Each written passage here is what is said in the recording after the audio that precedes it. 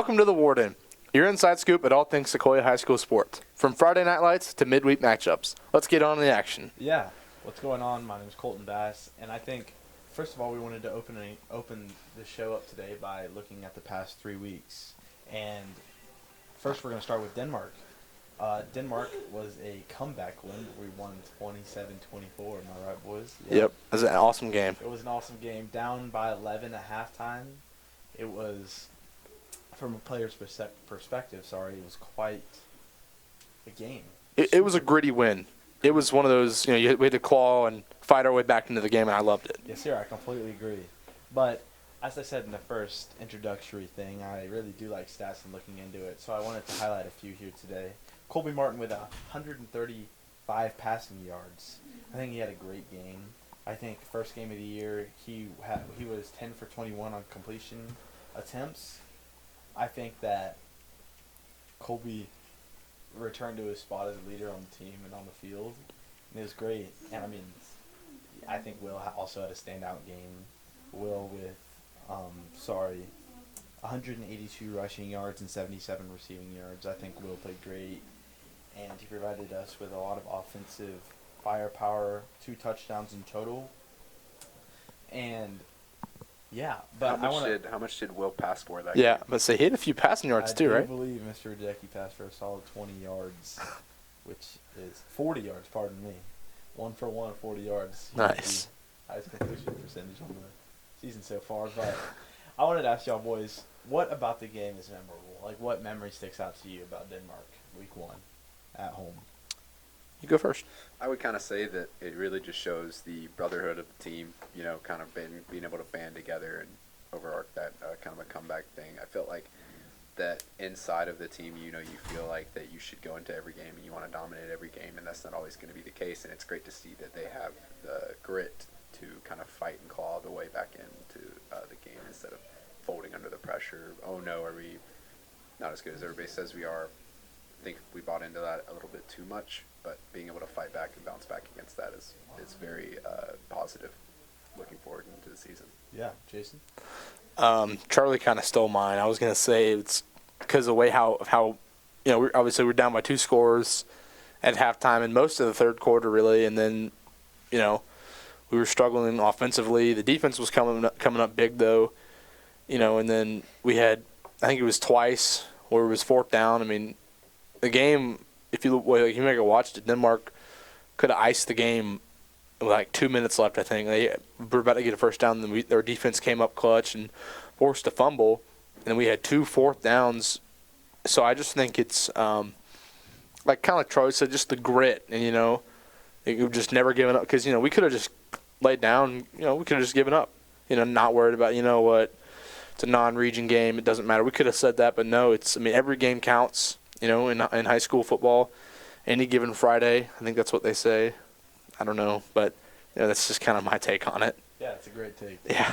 And I think whenever you bring up the 4th down conversions, we were 3 for 3 on the night, which I think, looking back on it, and also speaking to a highlight moment, do y'all remember Brooks' one-handed catch? I think that was a huge 4th down conversion. No, I don't remember. It was exceptional, just to throw it to the outside. Brooks' one-handed catch to get us into the red zone, and also the double pass on 4th down. Yep. Who threw that? Will to Jack. Will to Jack, yeah. Yep. that was clutch. Great play calling by Coach Jack. And, yeah, I think just to highlight was people stepping up. Brooks, Jack stepping up, Will stepping up when they need to, but also looking at that defense. What did Drew Williams had 15 solo tackles on the day. Yeah. Mike Fountain played a great game. I think that after halftime, the defense really figured out themselves and their identity and came out and dominated the game and provided multiple opportunities for the offense to go out and win the game. But yeah, Denmark was a great game. They were a great team, but it was a good way to open the season. It was a good way to humble us in a way we needed to be humbled. I agree. And also provide us with the experience we needed to have going into the following weeks. But Charlie, did you have Cherokee? Actually, I did. Sorry, Chason. And then we turned the page on to Cherokee. The game where both the offense and the defense were firing on all cylinders, where your Sequoia Chiefs took a dub 61-0 in Tommy Baker Field. What a game. First off, what a game. I remember being there and doing warm-ups, and it was packed out. I mean, the student section was taunting me. The Cherokee student section was making fun of me, and I was like, man, this is gonna be some good football right Do you here. remember anything specifically about what they had said? I can't repeat it. I can't repeat it. In this game, the Sequoia Chiefs had a total of 429 yards. Cherokee had 56. We had 248 passing yards and 181 rushing yards and 19 first downs. Cherokee had 39 passing yards, 17 rushing yards, and 6 first downs. We had no turnovers, no interceptions, no fumbles, nothing like that. Overall, a very good game for the offense and for the defense, too. We had 8 total touchdowns, 2 sacks, an interception, and 2 passing touchdowns, according to the stats here. Just the type of game you really want to see after how much of a battle Denmark was. It's always nice to go in there to one of your biggest rivals, probably our second biggest rival, and just mollywop them in their first game, their last first game there. Like, it's incredible. Because next year they're not going to be playing there. They're not going to be in that school anymore. So it kind of felt good to do that. Yes, sir. And it came to a point where I was like, I kind of feel bad for them, but Yeah. you just kind of got to do what you got to do. What was y'all's favorite part of the game? Sorry. I would say my favorite part of the game is when I knew in my head after one of those drives that we completely outclassed them at every single position on the field. I feel like that's like one of the best feelings in the whole world is whenever you know that your team's so much better than the other team and that you're dominating every position, and that just like really, really pumps you up and gets you fired up for the rest of the season. Yeah. I think something that stood out to me was our special teams during the game. I mean, it was a highlight reel for the special teams. I think that from chasing Curl, blocking on PAT, to Michael Fountain recovering a kickoff, to Asa blocking a punt. That was my favorite part of the game. You blocking? No, Asa blocking the punt. Yes, I think that. Yeah, that was not Coach P's favorite part. I'm just kidding. And I think that it just really showed that after a close game the week prior, we came out swinging, and we were fueled with the fact that they were going to come at us. They were going to attack us, knowing that that's the last time Sequoia and Cherokee will ever be playing at Tommy Baker. Yeah, Tommy Baker Field, yes. Yep. And that added fuel on top of our fire that was evident with the score, and I was just happy to get it out there and just whoop them. Me too. I also thought that was one of Coach Jack's best called games ever. And that's a crazy take, I know. Because, obviously we love to handle the ball. But I thought it was a mix of all of it in the first half. Jack Ripley got a bunch of targets. Brooks got targets. Will got a bunch of carries, had over 100 yards and 2 touchdowns, I think. It was so spread out. Like, it was awesome. I thought that was the best form of Sequoia football offensively I think we've seen in like a long time. I agree. And that's not throwing a shade on anything else that we've done, because obviously we've been great the past 2 years offensively. I just thought it was great. I love seeing Braden Wilbur get a touchdown and Logan Pashon get a touchdown. It was just awesome to see everybody get to touch the ball and everyone get a chance to score and rack up some yards. So that was my favorite part of the game. I agree. Probably. I agree. And I think a lot of that offensive movement stems from just a great offensive line play during that game. Uh-huh.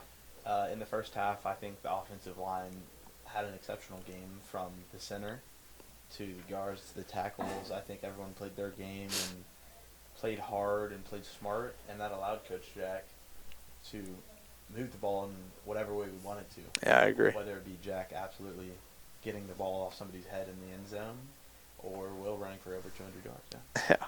Charlie? Yeah, I would think next that I would think what we're going to talk about is Kel. Get ready to move on. Let's move on to Kel. Yeah. You're up, big dog. All right. Let me set you the stage for this game. Last year, Sequoia starts out the season undefeated, goes into Kel Stadium, game of the week, on TV. It's the game that they decided to show the rest of the state of Georgia what they were truly about, playing at Sequoia High School. Let the whole state of Georgia put them on notice.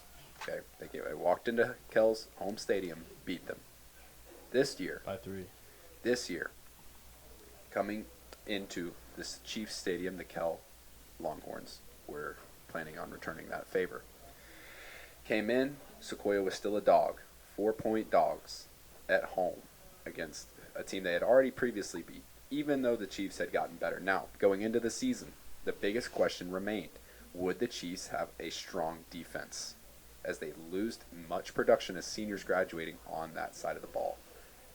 Through the first 3 games, I would astoundingly say yes, because only allowing 6 points to one of the better opponents that you're going to play all year is very solid.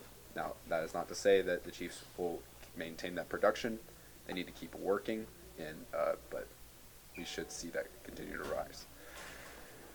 I think the main tale of the story is the Chiefs' domination on rushing the ball the entire night. 235 yards on the ground.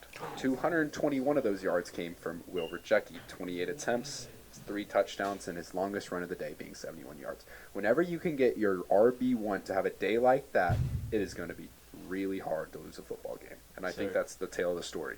I agree. Kel had more total plays than the Chiefs did on offensive-wise, which just goes to show about how strong that defense is. With leader linebacker Drew Williams coming up and making amazing plays, and Michael Fountain making great plays too. Just plays all around. We got a bunch of ball players on defense, and I think that's what you're going to keep seeing as we keep going through. Yep. Another thing that I think is very important to look at whenever you're looking at tail of the tape is third down efficiency. Who's converting on third down the most? Sequoia's defense put Kel into 12 third downs. They only converted on 4. Wow. Wow. Being able to get off the field on those money downs is what led the Chiefs to that victory that night, especially on fourth down efficiency where they made them go for it once, got a turnover, which led to points for the Chiefs. The Chiefs' third down efficiency, they went 4 for 10 at 40%. That's a great clip. Now, whenever you don't have to go for it on fourth down because you have a great kicker in Leif Hansen who can almost hit it from 55, maybe about a yard short, was a great thing to do. Another tale of the tape from that defense was the defensive secondary showing up in big spots, forcing 3 interceptions on the night, giving the Chiefs offense more room to go and dominate and score. The greatest drive of the night coming from I don't know exactly how long it was, but the Chiefs pounded the rock the entire length of the field, scored a touchdown to ice the game. I think that was the most impressive drive of the night. But the defensive game plan for Kel was obvious. They didn't want the Chiefs to pass on them. They dared them to run the football. They believed that their defensive linemen were better. Now, when you rob Peter to pay Paul, that is whenever the Chiefs made you pay. You can't stay in that all night. So, the Sequoia Chiefs continued to show the dominance of running the football. You guys have a favorite memory from that game? I mean, what a saying, first of all. And, yeah, I mean, being a little part of that, offensive firepower, I think it was evident that we were, how do I phrase this? Ready to freaking play. Ready to play, but also readier.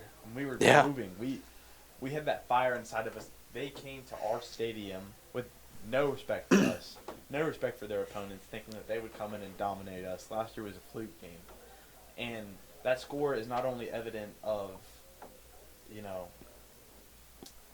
whatever, but that score is evident of the amount of effort, the amount of dedication that the Chiefs put in, not only from a player's perspective, but also from a coach's perspective.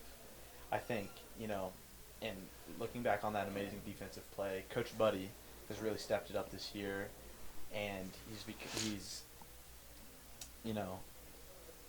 been calling the defense amazingly, and that's evident by the score and holding a team like that. And like we were saying, Coach Jack has been calling great plays. Mm-hmm. So one specific highlight, no, but I just think the team playing as one. Chason? I think my favorite memory of the game was probably seeing that big 75-yard touchdown from Will to ice the game off. I think that was probably my favorite thing from the game. I also like to point out that, I think we just had a better brotherhood than them. Like, obviously Kel is a very, quote-unquote, famous school in the state of Georgia. They have all these guys going to Tennessee Tech, whatever, Georgia Tech. But, like, at the end of the day, that doesn't really matter. Because when you have a team like us where, we're just a brotherhood. Like, we're one big brother. We are a unit. It took all 11 guys on each side of the ball to beat Kell. When Kell just has a bunch of one people who just want to go out and do their own thing. Well, we had literally all 11 people working together, and I think is what led us to winning that game, and that's going to lead to a whole lot more victories later in the year and hopefully in the playoffs if we get the playoffs. So, but yeah, that was probably my favorite part of the game. Now, one last thing I do want to talk about is the Chiefs were not perfect last Friday night as they had 5 penalties for 41 yards. Ooh. That'll kill you. Yeah, well, I mean, those penalties come at the wrong time, that game could have been a lot different. So I think they need to clean that up heading into next week. But that's my only gripe. Yeah. Yeah, I think, do we want to take this time to look ahead? Yeah. And shift our eyes to Riverwood. Yes, I think we This should. week, the Sequoia Chiefs play Riverwood, 7:30 at Riverwood. I think that it's going to be a good game for us. I think that Riverwood poses a unique challenge, an interesting opponent. I think that we're going to get different fronts and different defensive formations for the offensive perspective. I think their offense provides different weapons, such as a great receiver, if I'm not mistaken. So, I mean, do y'all have any thoughts about the upcoming game and, what the dealio is there? Yeah, so with the upcoming game, the Chiefs need to stay focused on offense and not get complacent. They need to continue to hand the ball off to Owajecki, and Colby can keep getting the pop passes out to Jack Ripley. Now, whenever you look on the defensive side of the ball, they do have some notable outs. So they need to make sure that they have a solid game plan to go attack a good quarterback and a good receiver. If you watch the tape, they are not a bad football team on offense, on the offensive side of the ball. On the defensive side of the ball, they give you some really exotic looks and some exotic blitzes that the Chiefs need to stay prepared for. Mm-hmm. You just nerded me out, man. I don't really know what else I can say other than I'm excited to watch the game. Personally, if I look to my No, you're if I good. look to my own opinions, I hope that it's pure domination. And me too. I hope that we go out there and destroy them. I do too. And last year's game we won, what was like 50-3 or something like that. I don't recall. We scored 50 points. They're a lot better this year, I think. And that's what Charlie. If you just watch the tape, they are a lot better offensively and defensively. So this is not one of those games where we need to just go lie down and go into it like, you know what, we're going to beat these guys like we did last year. No, we need to go out there and put our foot on the gas and fire on all cylinders and just go. Just do what we've been doing. It's another game. It's another team. It's another one to cross off, and hopefully we can get another one in the W category. Yeah, I think it's also interesting to note that this team's rolling in with a 1-2 record, with a big win against Chattahoochee and a loss to Centennial in South Forsyth. Yeah. I think that, and we're rolling in with a 3-0 record. So I think Charlie said it beautifully. Let's not get lazy. Let's not get complacent. Let's go out there and punch them in the mouth and dominate them. And I hope that that's the case for us. And yeah, y'all boys got anything else to say? No, I think I'm good. Yep. Charlie? I think that's about it. That's Nice. about it. I think looking forward, do you want to expand on our posting schedule for podcasts like this? Yeah, so we're going to be doing weekly recaps the Monday after the games. So you will see this a little bit later. We would have already played Riverwood when this comes out. So we're going to be recording that episode on Monday. That episode will most likely come out more towards Wednesday, is what we'll shoot for to get that episode out to you guys. But we'll be trying to do this more of a weekly episode, just like a weekly recap, along with some other stuff mixed in there, previewing different sports and looking at their statistics and who we're playing next. Nice. Hey, one last thing. Score prediction. What do y'all think? No, let's not do a score prediction. Why? Let's not do a score prediction. I don't know. You got one? No. Yeah, I'll let you throw one out. Yeah, all right, fine. I think it'll be